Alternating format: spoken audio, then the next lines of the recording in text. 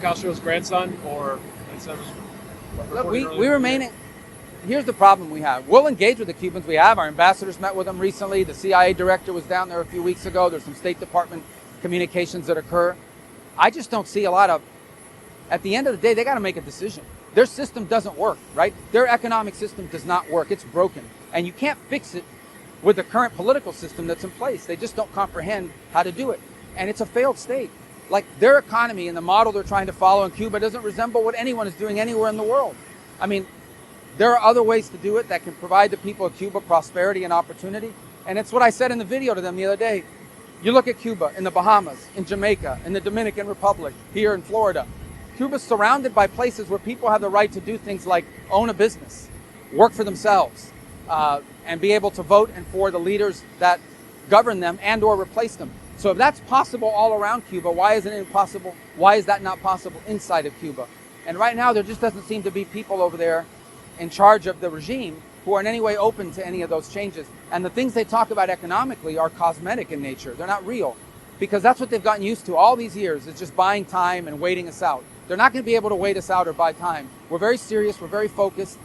As I told you a moment ago, in the context of Iran, the president's preference is always a negotiated agreement that's peaceful. That's always our preference. That remains our preference with Cuba. I'm just being honest with you. You know, the likelihood of that happening, given who we're dealing with right now, is not high.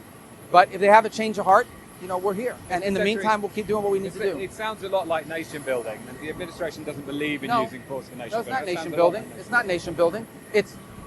We are addressing something that's directly related to the national security of the United States. We are involved in places all over the world. You're asking me about Ebola. Important. But Ebola's in Africa. Cuba's 90 miles from our shores. So if you have a systemic meltdown in that country, which is where they're headed, their power plants, by the way, the reason why their power plants break down, they've been having blackouts for years. They had major blackouts last year, and they were still getting free Venezuelan oil. They haven't spent a penny in fixing their energy production, their electrical grid. They don't spend any money on that stuff. They pocket it. They have a private military company named Gaesa, who's sitting on $18 billion of assets. And not a penny of that transfers over to the state budget. Not a penny of that goes over to help the people of Cuba. Not 1 cent. So even if they had all the diesel in the world, they still wouldn't be able to generate energy, because they've stolen the money and haven't invested in their energy infrastructure. So you're heading for a failed state. That's what you have now. But it's 90 miles from our shores. So we'll be impacted by the migratory crisis, by any violence and instability that happens there. It directly implicates the United States' national interest. So the future of Cuba belongs to the people of Cuba in terms of how they're governed, what the system looks like, and so forth. But the national security threat, that's 100% something we're going to focus on, because that's about America. All right, last one, guys. Come on.